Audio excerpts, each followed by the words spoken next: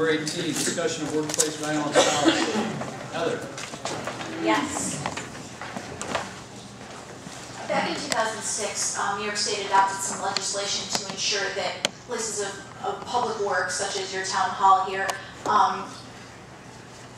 were as immune as possible from acts of violence in the workplace. That was the result of some public employees across the state having been attacked and the subject of violence in the workplace.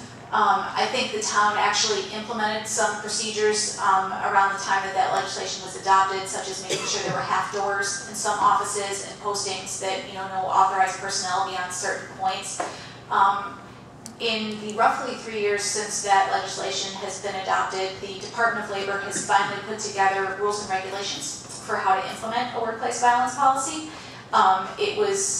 Those regulations were promulgated a couple months ago, and there's a very aggressive timetable for complying with them. The town board should have received information on a manual from the Department of Labor on how to do that. Your first step is to adopt what is a fairly generic policy statement to post in your town hall that says we are opposed to workplace violence and we are going to create a policy to ensure that our workplace is as safe as possible. I suggest if you'd like to adopt that formal statement this evening, you do need to designate a contact person should there be an instance of workplace violence. I think probably the town clerk is the most likely person to choose for that role. And then you would also need to perhaps put together a committee to look at ways that safety could possibly be improved in your town hall and implement any changes that the committee would think appropriate. I'm thinking that the clerk might not be the best person to notify about possible violence in the workplace, but maybe she's the clearinghouse for almost everything, so that's why I picked her. But if you don't agree with me, that's certainly a prerogative to set somebody else. I would think maybe we would notify the police department, maybe. I mean, because I'm looking at, by violence, I'm thinking, somebody with verbally threatening an axe or a knife or a gun or something like that. I mean, I wouldn't say, "Oh, Tracy, come down here and solve it." This is a reporting form. It's not for her to solve the problem. It's for the form to be. It's for the incident to be reported to her. Okay. And then for her to take it to the appropriate personnel to have it dealt with. It's not for her to solve the problem. No. No, but she ends up getting in the middle of way too many things like that. Certainly, your prerogative to suggest somebody else. What's your suggestion? How about the supervisor's office? Fine with me.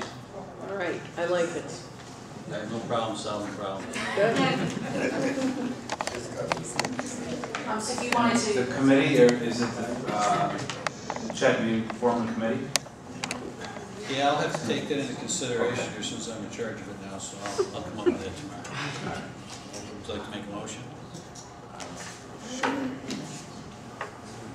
We'll make a motion to adopt the workplace violence prevention program guidelines, with the supervisor being the contact person, point person per se, to report any workplace violence. Second.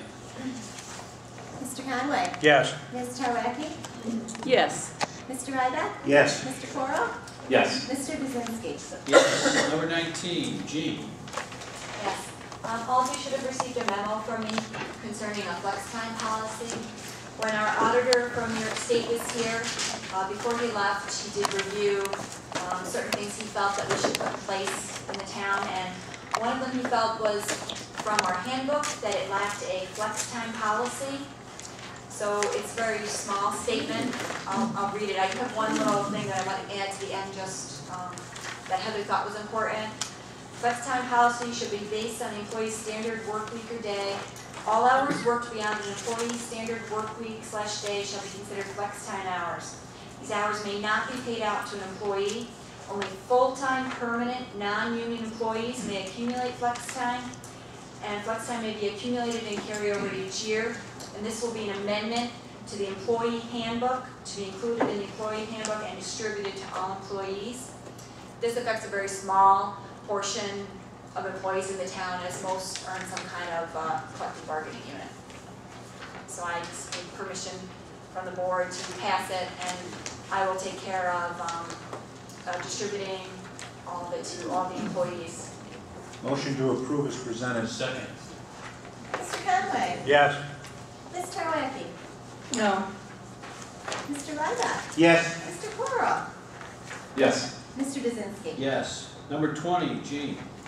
Another memo you received from me was concerning dental insurance. As of July 1 is our renewal for dental, and we were approached by a representative that there is a fairly new plan that might be beneficial to the employees of the town for a nominal increase. The benefits given, paid out reimbursement-wise, are significant. So for the most part, the only thing would change really is just the amount we pay. The contributions made by the employees would not change percentage-wise. So if they're paying 8% or if they're paying 12%, it's still going to remain those percentages.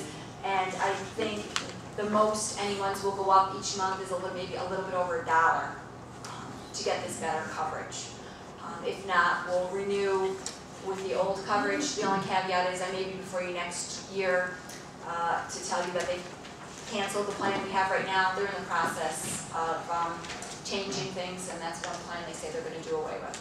So I just permission from the board to upgrade our plan and to have the supervisor sign the paperwork. Motion to approve. Second. Mr. Conway. Yes.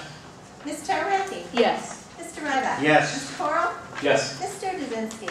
Yes.